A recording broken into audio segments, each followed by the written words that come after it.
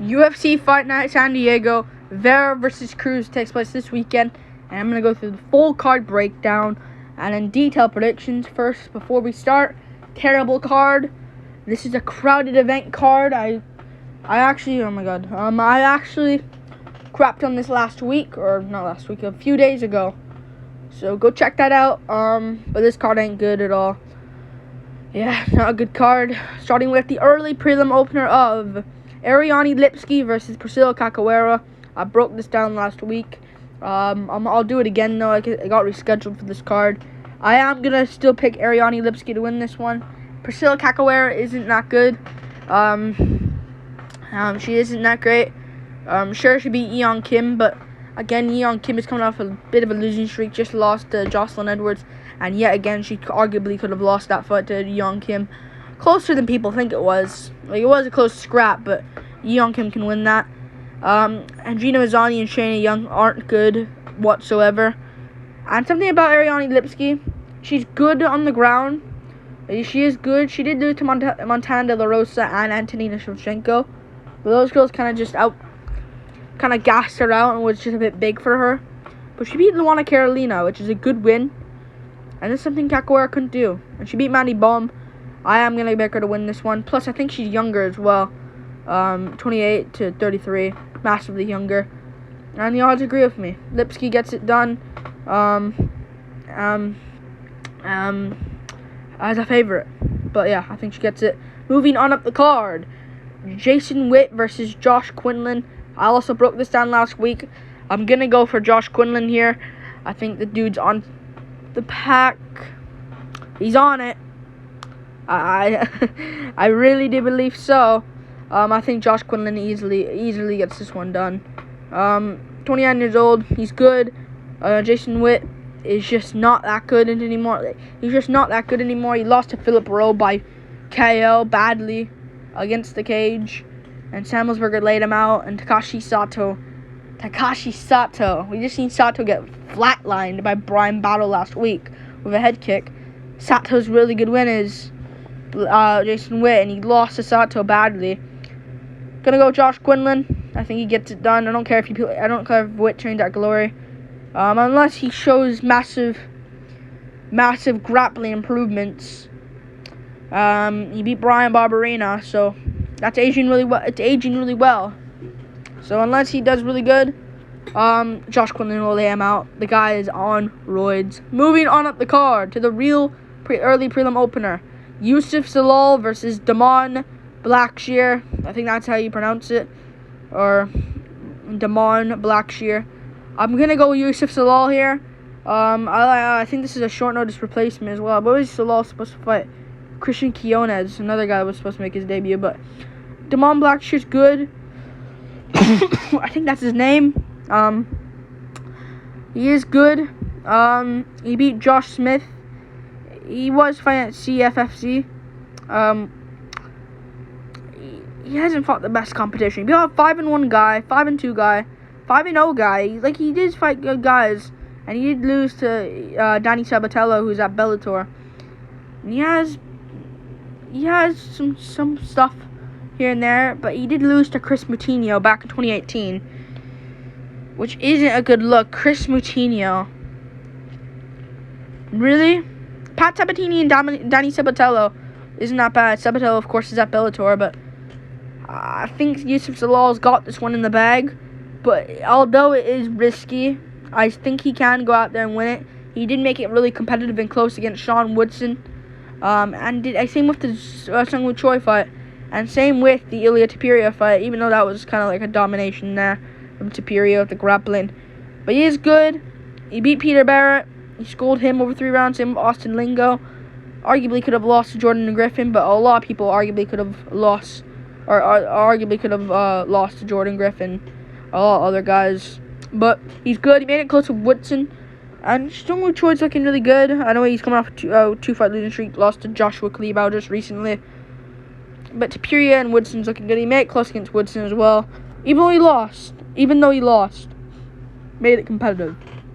And Damon Blackshear's taking on short notice. What are the odds saying? It's a close fight, but I'm going to go to Yusuf Zalal, getting this one done with a close decision win. Moving on up the card, 29-28. Angela Hill versus Lupita Godinez. I think this could be actually maybe a lock on the card here. I'm going to go Lupita Godinez. No brainer here. I think she'll just use her wrestling to get the job done. I like Lupita Godinez. I think she actually could be something. If I'm honest with you, I think she could actually maybe be something. She's very good. She's very good. She's 28 years old. And she's making massive improvements. And she is looking good in her career. Just destroyed Ariane Carlosi for 3 rounds. Actually destroyed her, Ariane Carlosi, and beat up and destroyed. Oh no, she didn't. She could have lost to Luma Lookboom. She didn't destroy her. But she actually could have won that fight as well. Like, making it close to Luma Lookboom is no joke. Now, she did lose to Luana Carolina, and I know Angela Hill is kind of rangy herself, but recently, man, like, maybe you can say that, and I think she is a huge underdog here, if I'm not mistaken. It doesn't say. But she is a massive underdog. I know she's going to be a massive underdog, 3-1 or probably. But Angela Hill recently hasn't looked the greatest. Now, there's one point in Angela Hill's career where she actually kind of looked good. Like, she beat Luma Lookboom herself. She beat Hannah Cyphers, Ariana Carlosi herself. And she won against Claudia Gadelha, and she won against Michelle Watterson. But recently, it's kind of like she's been one-sided a bit. She didn't make it close with Tisha Torres, and that's not bad. She lost that fight, but against Mana Lemos, she arguably won against Lemos. But that last one against Verna Jandaroba is just not a good look. She literally just got held down for 3 rounds and out-grappled. She's 37, getting older. She could use the range here and do what Luana Carolina did, but Carolina's kind of good. And Godinez, I think, took that on a very short notice. I'm going to have to pick her to win this one. Plus, her win over Silvana Gomez-Juarez is not looking too bad. And Gomez just KO'd freaking Na Liang. She's good. I think she can get this one done over Angela Hill with the grappling for 3 rounds. And have maybe a 30-26 decision win. Dominating Hill. I think she can get it. She's young as well, 28. 9 years younger than Hill. Moving on up the card. Oday Osborne versus Tyson Nam. I'm going to go with Oday Osborne here.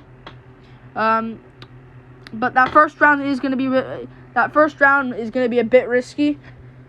I think Oday Osborne's going to get this one done, though. I think he's good. I like Oday Osborne, honestly. I think he's a good fighter. He is coming off great wins recently. He beat Zaruk Adeshev. Calm down about great wins, but he beat CJ Vergara, who beat Clayton Rodriguez. Arguably lost, but still made it reasonably close. I'm still won on paper. But I like Oday Osborne. I think he's good.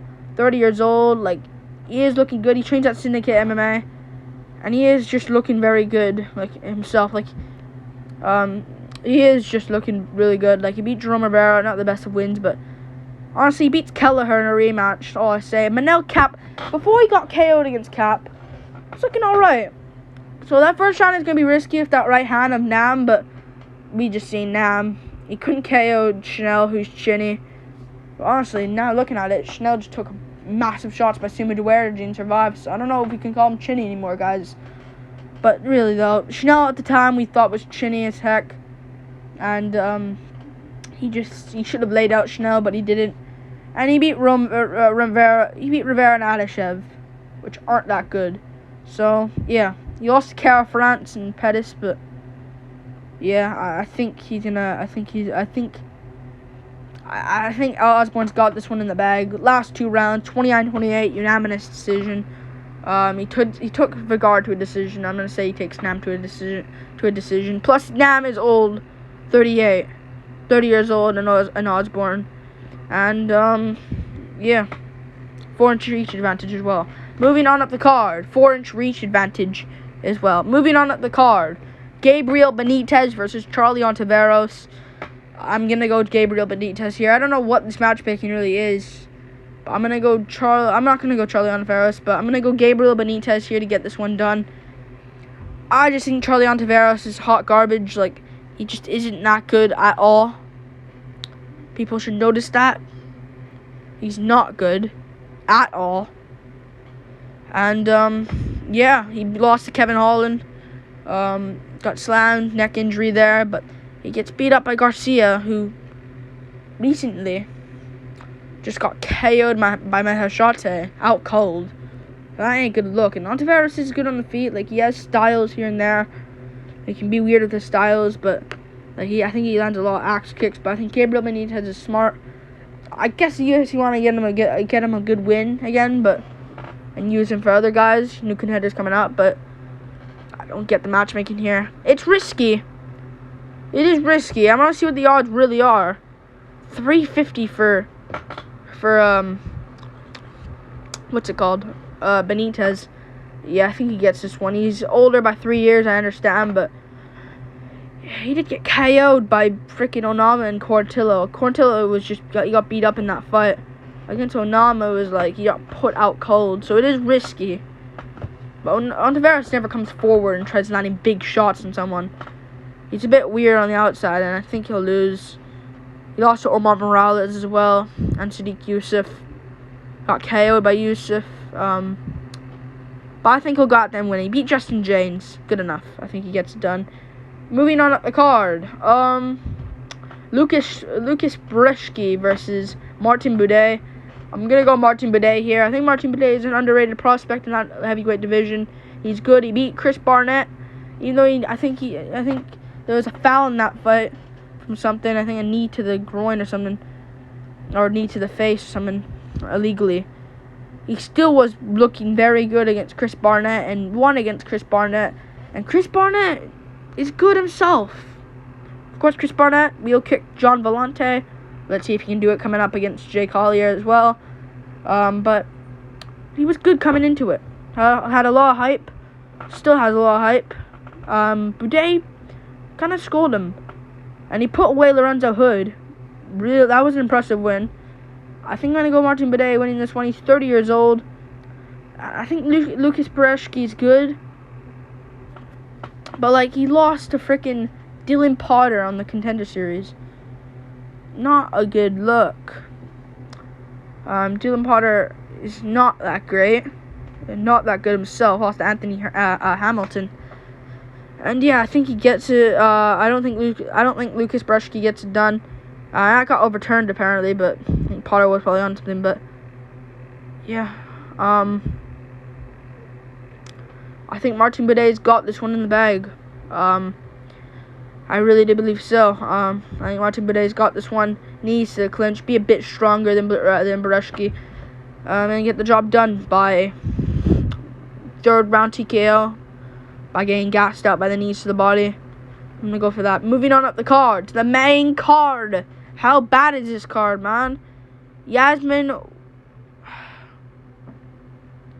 I don't know how to pronounce that last name. Versus Yasmine Lucindo. I'm gonna go. Why? I hate when this happens. I hate when freaking two women or men come to the promotion and fight each other in their debut. Both of them. Really annoying. But I am gonna go Yasmine here, the Mexican, to get this one done. I think Yasmine's gonna get it done. I think UFC wants her to get this one done. Yasmine. I don't know how to say that name. Yarregioi? I don't know. She's 23 years old though. She's good. I think she'll go out there and get it done. She's training for Estela Nunes. The other girl's taking it on really short notice. Yasmine. Not Yasmine, but Yasmine Lucindo. Why do they have the same name? I hate this fight. I'll get to the fight after this, but she's good. She's fought 5-0. Fought cans really, but she's decent. She has power. 6'3", 6-3 record. Claire Lopez, she fought not 6'3" in height, not 6'3" in height, but I think she'll go out there and get a late ground and pound TKO win in the first round over Yasmine Lucindo. I'm gonna go Yasmine to get this one done. She's 23. The other girl I think she's 20. The other girl, I'm gonna look at the other girl right now. The other girl's decent, but she's not that good. 4-3 she lost to. She beat Sarah Froda, a former UFC fighter. But I think she'll lose. Yeah, she's a big underdog there as well. Moving on up the card. Nina Nunes versus Cynthia Calvillo.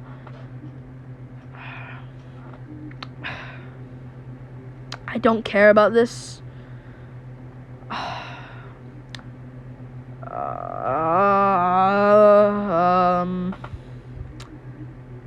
Does Nina Nunes still have it? That's the question. Does she still have it to get the job done?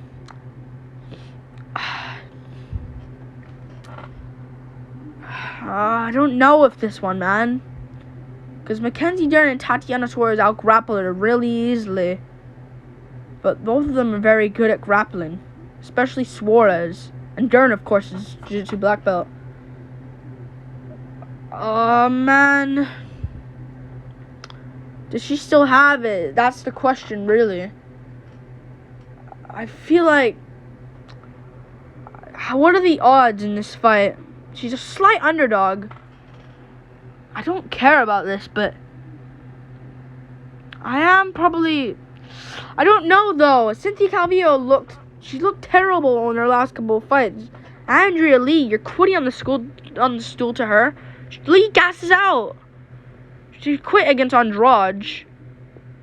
Oh, man. Shukagian outclassed her. She beat I don't know. I don't care about this. Moving on. I have to pick, though. Because I can't just abandon this. It's risky. I'm not counting this on my record on the card. She did go to a draw for Rodriguez. I don't know who to pick here. Originally, I was going Calvillo, but...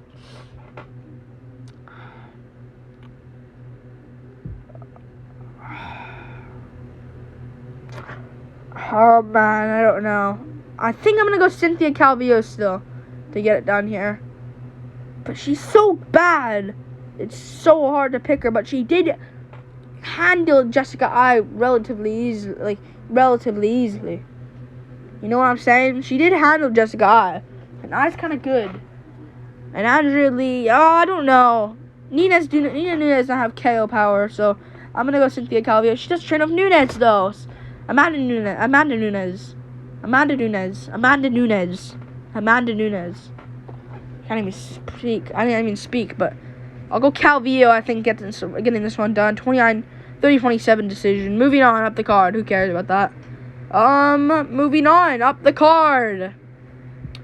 Can we move on? Devin Clark versus Azamat Murzakanov. I'm actually going to go for the underdog in Devin Clark here over Azamat Murzakanov. I think he is an underdog. Yeah. I am going to go Devin Clark here over Azamat. I think this will be the end for Azamat Murzakanov. Devin Clark is chinny. I understand he is a bit chinny. But I think now he's kind of found his road. He's on a winning streak now. I think he is good. He has a decent chin. Honestly, he does have a decent chin. People did call him chinny. I just called him chinny a few seconds ago. But I think people call him that because he did get KO'd by Rakic in a weird way. It's risky with him, though. And he is a bit chinny here and there, but... And his chin overall just looks kind of chinny. But... he's good. Losing to Rakic and Blachowicz isn't that bad. You know, not that bad at all. He did lose to Ryan Spann, but again, not bad. Smith, Kutelaba, not bad. Kutelaba, he took shots from Kutelaba. And Smith triangled him, so I don't see Azamat doing anything on the ground, really. And he did beat William Knight, who hits hard and can put people's lights out. Same with Menefield. I'm going to pick Devin Clark to win this one. It's risky. I understand it's a risky pick here. But I think he can go out there and get the job done, Devin Clark. I don't know, though. This is a weird card to predict, but he did put away Tafan and Chukwi, Azamat Murzakanov, but he was getting outstruck. I think Devin Clark can go out there and get it done. Do the same thing. Be a bit better than Tafan and Chukwi. And Chukwi, not even that good of a win to have in hindsight. He was losing to him the whole time. Getting outclassed. And Chukwi just got put out by freaking Olberg. Pretty easily for jab. So I'm going to pick Azamat to lose this one. He did beat Mateus Scheffel. in the contender series, but I think Clark's better than that. I'm gonna go Devin Clark here, getting this one done. And I was about to 33, and he'll be 2 inches shorter, and also a 4-inch reach advantage for Devin Clark. I think Brown Bear Devin Clark gets this one done. He's good. I think he can get it. Plus Azamat hasn't been in there in a while. Oh, he has. I keep thinking he fought in December. He's been in there in March, whatever. I think he'll lose still. 29-28, Devin Clark. Moving on up the card. Gerald Meerschaert versus Bruno Silva. I'm gonna go for Bruno Silva here over Gerald Meerschaert by KO. I just don't think Meerschaert's that good. In hindsight, man, don't think he's that good. His win over Stoltzfus is aging a bit well, but his win over Muradov and Fabinski isn't that good in hindsight. You know, same with his wins over Teron Wynn and Trevin Giles. Like, his wins aren't aging well. I just don't see him winning this one. I really don't see him winning this one against what's his name? I don't see him winning against, I forgot his name. Bruno Silva. I like Bruno Silva, man. I really think Silva is a good fighter.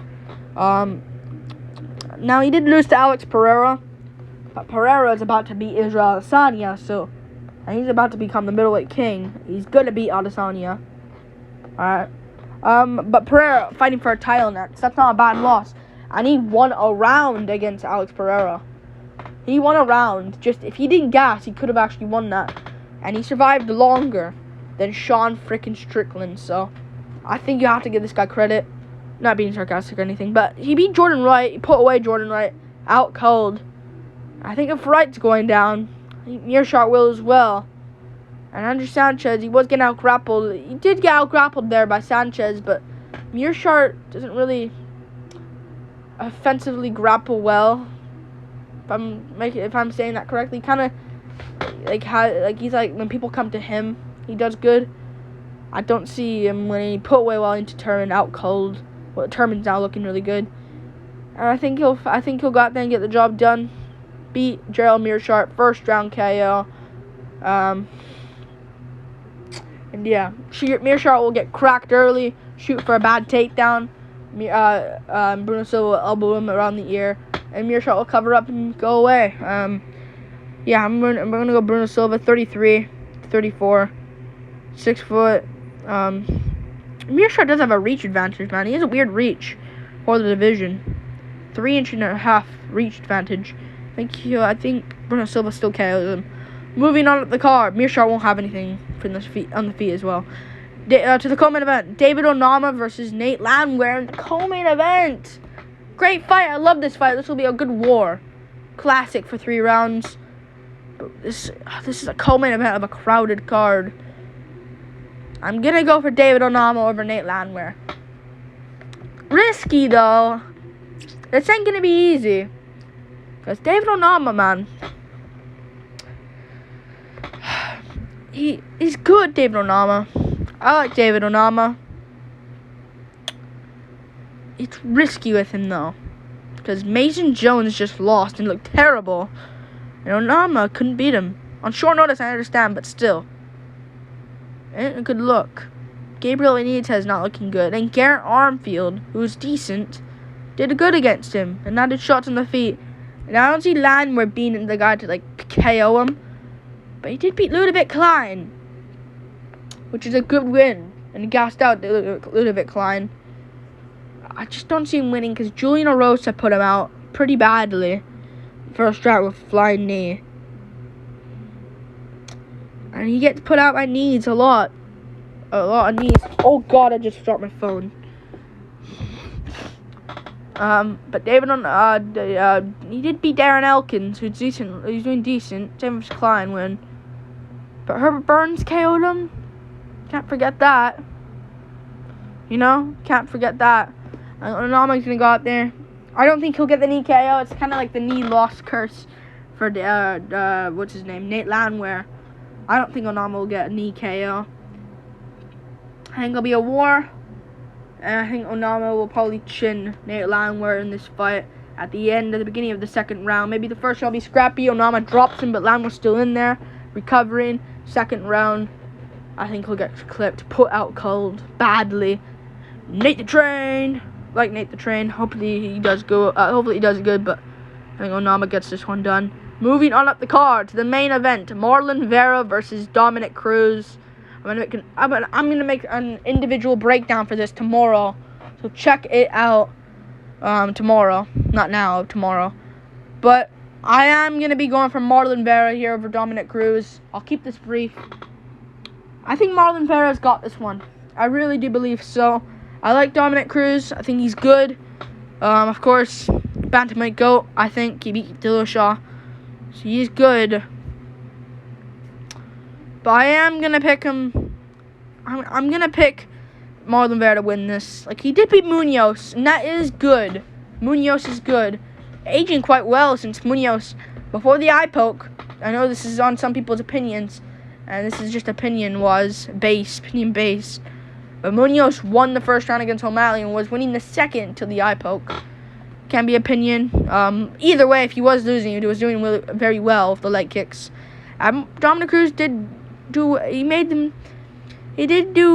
handle Munoz. But yeah, I don't see Cruz winning. He made it close against Casey Kenny. There are a lot of things about this fight. I'm gonna make an individual breakdown tomorrow because I talked about this all day, but Vera has momentum right now. I think he's looking good. Beat Rob Font, beat Frankie Edgar, beat Davey Grant, looking good. Beat O'Malley as well. Beat Yadong, according to the rules. A bit of a robbery there. I made it close against Aldo. So yeah, good fight. Vera, I didn't mind Cruz as an underdog, but he's slight only. So I'm gonna pick Vera. Cruz is 37. Vera's only 29, and I think his birthday's in December. Yeah. Marlon Vera gets this one done. Yeah, put away Edgar. And I just don't see Cruz getting it done, because even if he wins, he's going to take a lot of damage.